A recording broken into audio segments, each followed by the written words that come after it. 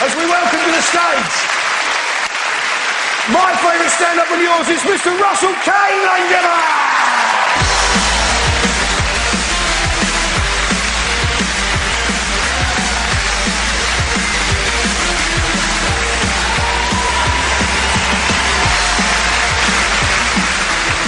Good evening, Hammersmith. How you doing? You alright?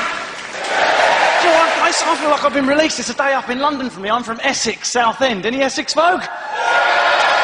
Loads, they're all like that. Look, all the girls will have a Bacardi breezer when you finish, Dave. I'll have a breezer when you finish.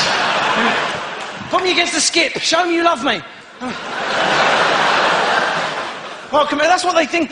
No, but that's the thing. Everyone in Essex, they won't be taking offence. They'll be going, he's taking the piss out of us. He's right. We hate ourselves. Hate us too. That's how British people bond. We bond on a negative. This is the only culture. I love watching you lot arrive. I don't know if anyone saw me. I was milling out there. I wasn't backstage. I was observing you. How you all bond. Nearly everyone I bumped into, even if they're having a great night, had a little moan about something, right? And our Americans and Kiwi friends think, why can't they be supportive of the comedians? Why do they have to be so negative? But you and I both know we get a little buzz that rushes off our spine when we moan. We get pleasure from it. It actually makes us feel good. A little shot of serotonin goes up when we go, it's a bit shit, isn't it? Ding! That felt good. Smallest unit of British communication resolves in a positive, even though it's a negative. Smallest unit, how was your day? Shit! My day was shit! Let's go to the pub. Happiness. Yeah? Smallest unit of American communication. How was your day? Great! My day was great! Let's go to the bar after I've had a workout.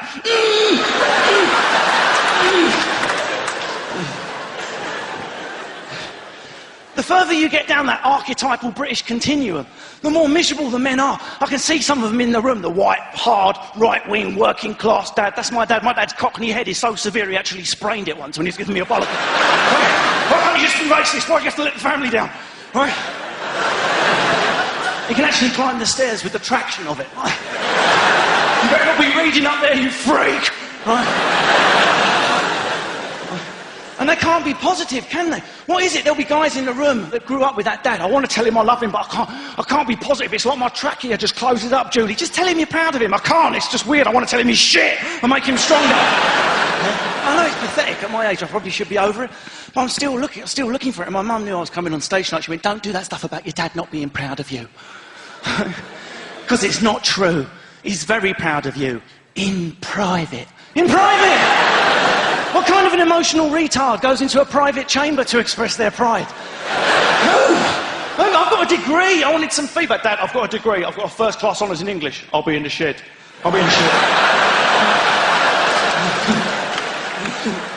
He's down there all twisted up. I want to tell him I love him, but I can't. What are you doing in there, Dad? Nothing. I'm practising my fighting. Leave me alone. You read Penguin Classics, you're probably gay. It's the same with how we mate as well. It's nice falling in love and being in a relationship, but British people find it incredibly hard. There'll be British people in this room who's in a relationship, loads of you. There'll be British people that are single, but there'll be hardly one British couple in the room that's on a date, a first date. Should we go out for a date? We don't date, do we? It's impossible. You know why? Because it involves presenting yourselves as perfect, sober, and going, do you want to meet me? I think you do, right? We want to present ourselves on that first day, warts and all, with all our flaws, not warts. Imagine that on the first day. You might want to get some liquid nitrogen on that big one. Either that or a hat. We don't go on dates. Like, I know the Kiwis are brilliant at it. They'll go for pizzas, they'll go for coffee, they'll meet each other. Not us. Man, I'm not talking about seedy one-night sex. I'm talking there could be guys in love with a girl. It could be the love of your life, but you'll still have to wait until we're hammered enough to present ourselves, warts and all, right? You'll be at an office party looking at you, just keep drinking and drinking until you're numb enough just to wander over to her and go, I don't care what it is, I just want to shove something up you. Right?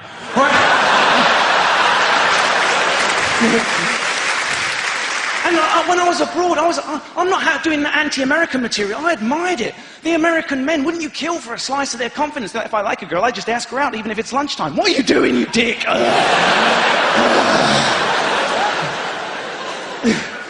These guys, George and Hannah, I was doing something in New York. They'd known each other for 2 days. You know when you see a spark between a couple and it's all cute and everything? British people do nothing about it till we're zambucaed up and can get onto it, right?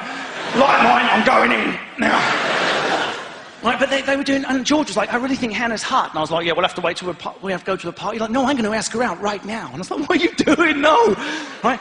This is what happened. It's New York, it's lunchtime. Everyone, so George walked over to Hannah and went, hey, Hannah, do you want to go out on a date on Wednesday? Maybe get pizza or something? Do you know what she said?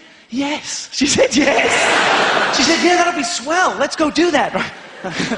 She didn't say swell. I made that one up. Let's bring Biff and Scooter and go for milkshakes. Could you imagine if one of these British bulldogs in the front row even tried that approach? Could you imagine? It's lunchtime. I'm going to ask out Jackie right now. Sod it, I'm going to do it. Jackie, do you want to go out for a bit of pizza on Wednesday? That's a little bit rapey. Back off, I'm sorry.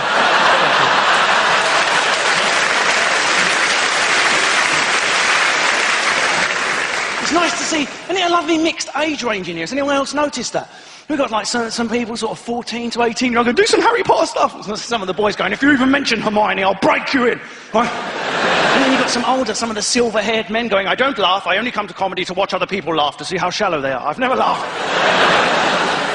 You have to be careful. If I'm too horrible to old people, they're like, well, I've only got about a week to live. Wanker! They just heckle. Right? Wouldn't it be great if I got an old guy took offence and just heckled me by standing stair lift? Ooh, you cocky shit. Ooh.